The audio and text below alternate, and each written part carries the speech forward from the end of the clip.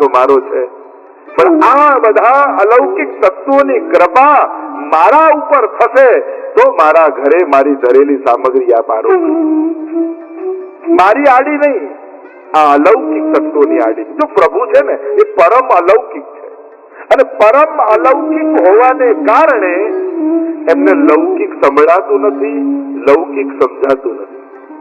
જ્યારે પણ લૌકિક ભાષાનો પ્રયોગ કરીએ, લૌકિક વાત કરીએ, ત્યારે પ્રભુને સમજમાં ના આવે. પ્રભુ પરમ અલૌકિક. એટલે તો ઘણી વાર અથવામાં એમ કહું ને કે ભગવાન ભલે સર્વજ્ઞ હોય, બધા જ્ઞાન એમને હોય, પણ એક વિષયમાં ભગવાન બહુ કમજોર છે, એક સબ્જેક્ટ બહુ કાચો છે. તો કે કયો? તો કે એમને ગણિત નથી આવડતું. આ તો સારું થયું આપણે બધા શીખવાડીએ છીએ કે 9 યમનાષ્ટક કરો તો આટલું આપવાનું, 35 સર્વોત્તમ કરો તો આટલું આપવાનું, 5 માળા કરો તો આટલું આપવાનું. આ બધા ગણિત આપણે શીખવાડ્યા છે. બાકી પ્રભુનો સ્વભાવ એવો છે કે રાઈ જીતની સેવા કો ફલ માનત મેરુ સમાન.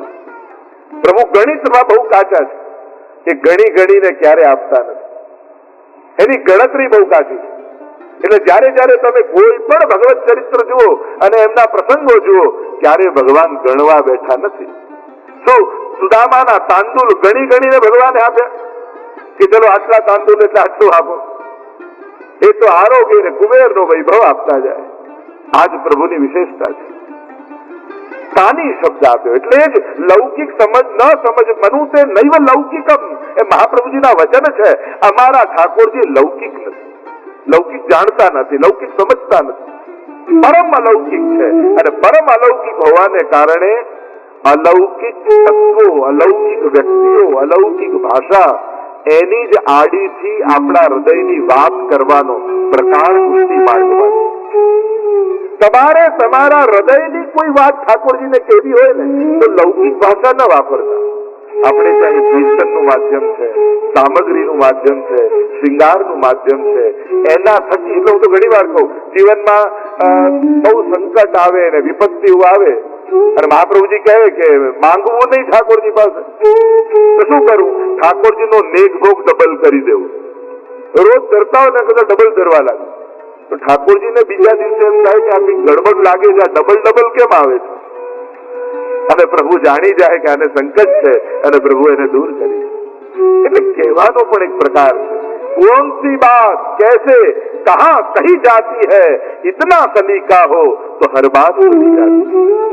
कई बात क्यारे कोने कई जग्याए केवी એ જો ખબર હોય ને તો દરેક વાત મનાય, દરેક વાત લોકો સ્વીકારે. ઘણી વાર સારી સારી વાતો ખોટા સમય ને ખોટી જગ્યાએ આપણે કહી દેતા હોઈએ અને એટલે સારી વાત પણ નકામી થઈ જતી. તો કાની શબ્દ બહુ મહત્વનો છે પુષ્ટિ માર્ગમાં. કોની કાની થકી તમે ઠાકોરજીની સન્મુખ ઉભા છો એના પરથી નક્કી થશે કે ઠાકોરજી કેવી કૃપા તમારા પર કરે. આ 84-252 પ્રભુએ કેવી કૃપા કરી એ તો જોઈએ છે, પણ કેમ કરી? કારણ કે વલ્લભની કાની હતી. 7મો ક મહાપ્રભુજી આપ્યો, કુળ, વલ્લભ કુલ આપ્યું. શ્રી વલ્લભ પોતે પ્રગટ થયા અને એટલે સર્વોત્તમ સ્તોત્રમાં ભૂવિ ભક્તિ પ્રચારૈક સ્વાત કૃતે પિતા, ભૂતલ પર ભક્તિનો પ્રચાર કરવા જ શ્રી મહાપ્રભુજી પોતાના કુલને પ્રગટ કર્યો. એક જ લક્ષ્ય સાથે, એક જ ઉદ્દેશ્ય સાથે. અને એ જ વાત દરેક વલ્લભ કુલે પણ સ્મરણમાં રાખવી જોઈએ કે એમનું ભૂતલ પર આવવું એ કેવલ સંસાર માટે નથી, પણ સંસારના ઉદ્ધાર માટે છે. સંસારમાં ભક્તિનો પ્રચાર કરવા માટે. એમની વાણી થકી, એમના આચરણ થકી, એમના વ્યવહાર થકી વૈષ્ણવની ભીતર ભક્તિનો પ્રચાર થાય. આજે પ્રભુ કૃપાથી આખો અમારા કડી પરિવાર થકી વિશ્વના ખૂણે ખૂણે કોઈ ઘર પુષ્ટિ માર્ગનું એવું નહીં હોય જ્યાં આ વાણી નહીં સંભળાતી હોય. કોઈ ને કોઈ માધ્યમ થકી કેટલાના જીવનમાં પરિવર્તનો આવ્યા છે, કેટલાના ઘરોમાં ઠાકોરજી બિરાજ્યા છે, કેટલા લોકો પાઠ સેવા કરતા થયા. આ ભૂતલ પર ભક્તિનો પ્રચાર થઈ રહ્યો અને આ જે કાર્યો થઈ રહ્યા છે એ વિશ્વ વિષ્ણુતા ધામનું નિર્માણ હોય, હવેલીનું નિર્માણ હોય, કોઈ પણ કાર્ય હોય, દરેકનું લક્ષ્ય છે ભૂતલ પર ભક્તિનો પ્રચાર. જો કોઈને વસ્તુ આપશો, આજે છે કાલે નહીં રહે, કા વસ્તુ નહીં રહે, કા ભક્તિ નહીં રહે. સૌથી મોટું દાન એ ભક્તિનું દાન છે. એવું કંઈક એના જીવનમાં આપો જેનાથી એના આત્માનું કલ્યાણ થઈ જાય. એટલે સૌથી મોટો દાતા ગુરુ કયો છે. અને સંસારના લોકો વસ્તુઓ અને સાંસારિક વસ્તુ આપે છે, ગુરુ ભગવાનને આપે. એટલે મહાપ્રભુજીનું એક અદભુત નામ છે, અદેય દાન દક્ષ મહોદાર ચરિત્રવાન. જે કોઈ ન આપી શકે એવું દાન આપનારા શ્રી મહાપ્રભુજી. અદેય દાન દક્ષ. અને પછી દક્ષ છે આપવામાં. લેવામાં ચતુર હોય માણસ, કેમ આની પાસે કઢાવવું, આપવામાં કોઈ ચતુર હોય? આ તો ઊંધું છે. મહાપ્રભુજી આપવામાં ચતુર છે. લેનારા જાય ને, કોઈને ત્યાં ડોનેશન લેવા ગયા, સેવા ગયા, બધાને એમ કે આની પાસે કેમ મેક્સિમમ લઈ લેવું, એટલે વાતો ફેરવતા ફેરવતા આમ કરે કે આમ છે, આવો ખર્ચો છે, આમ કરીને કેમ કરીને આની પાસે લઈ લેવું. એની ચતુરતા ઘણામાં હોય, પણ કેમ કરીને લેવા આવ્યો છે ને વધારે આપી દઉં, એમાં કોઈ હોશિયાર હોય? મહાપ્રભુજી કેવા છે, અદેય દાન દક્ષ. કોઈ ન આપી શકે એવું દાન કયું ઠાકોરજી. અને ઠાકોરજી આ વૈષ્ણવના ઘરે કેમ કરીને પધરાવી દઉં, એવી ચતુરાઈ સાથે મહાપ્રભુજી એના ઘરે પ્રભુ પધરાવી દે.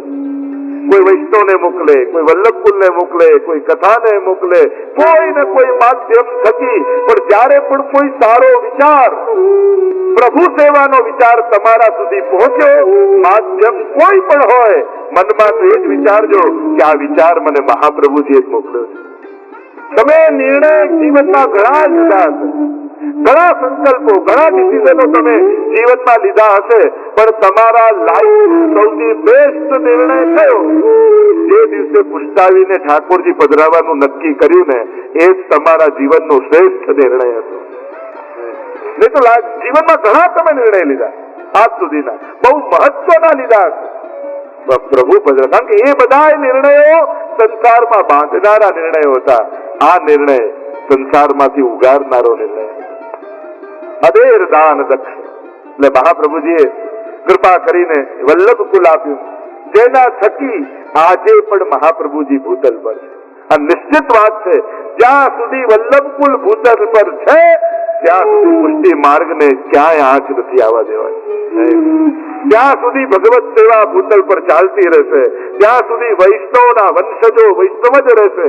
અમારે કોઈને કન્વર્ટ નથી કરવા, અમે કોઈને કન્વર્ટ કરવા માટે નથી આવ્યા, અમે તો બધાને કન્વિન્સ કરવા માટે આવ્યા કે તમારા શરીરમાં એક વૈષ્ણવનું લોહી વહી રહ્યું છે, તમારા ડીએનએ માં એક વૈષ્ણવની, એ પૂર્વજોની વૈષ્ણવતા વસેલી છે. તમે દુનિયામાં બધે જ ભટકીને આવો, જ્યાં સુધી શ્રીનાથજીને દંડવત નહીં કરો ત્યાં સુધી જીવનમાં શાંતિ નથી મળવાની. કારણ કે તમારો છેલ્લો આશ્રય તો આ શ્રીજીનું ચરણ જ છે. છેલ્લો આશ્રય શ્રી વલ્લભના ચરણારવિંદ જ છે.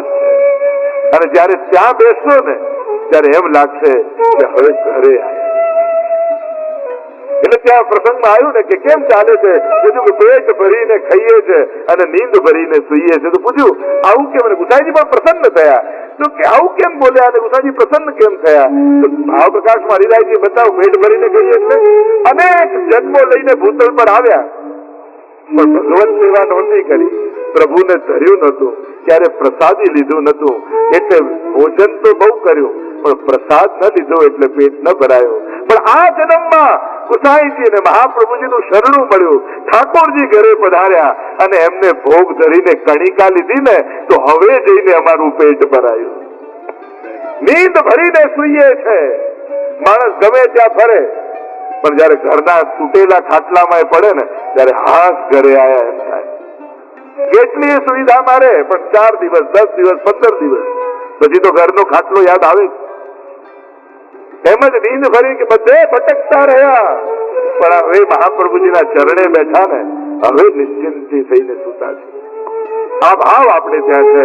અને એટલા માટે કુલ આપ્યું, 8મું કયું કમળ આપ્યું મહાપ્રભુજી. જો આપણે ત્યાં આનો પણ આખો વ્રજ કમળ, એ કમળ ઉદાન વ્રજની લીલાઓ શ્રી મહાપ્રભુજી આપણને બતાવી. લીલા હોતી જૂની નાતર, લીલા હોતી જૂની, જો પે શ્રી વલ્લભ પ્રગટ ન હોતે.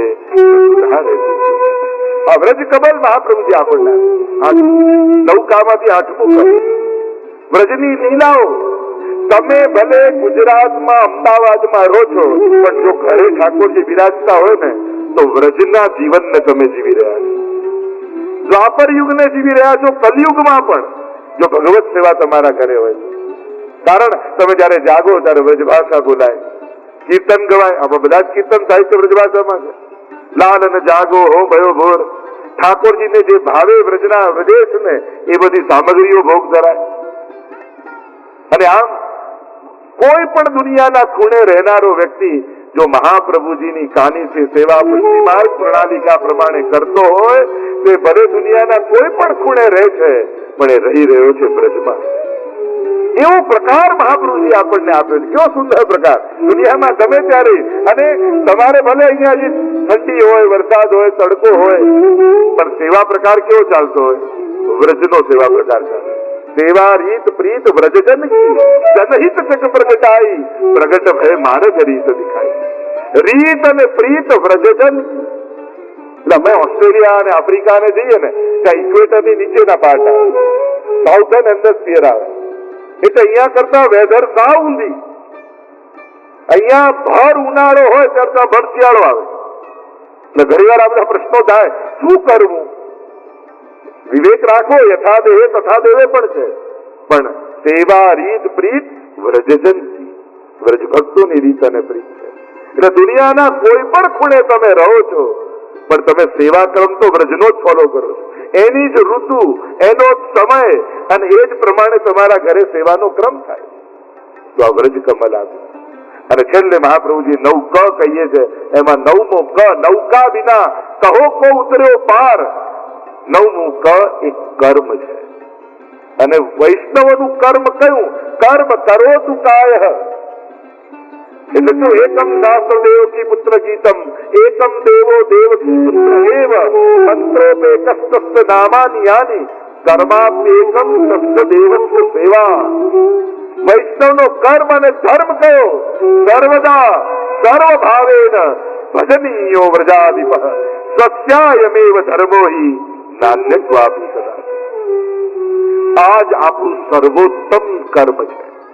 બાકી બધા જ કર્મો કાં સોનાની બેડી કાં લોહીની બેડી. એક કર્મ જગતનું એવું છે, એ છે સેવા, જે કર્યા પછી પણ બંધન નથી આપતું, મુક્તિ આપે. પ્રભુ માટે ભરેલું એક એક ડગલું તમારા કર્મોની એક એક ગાંઠને ખોલે છે.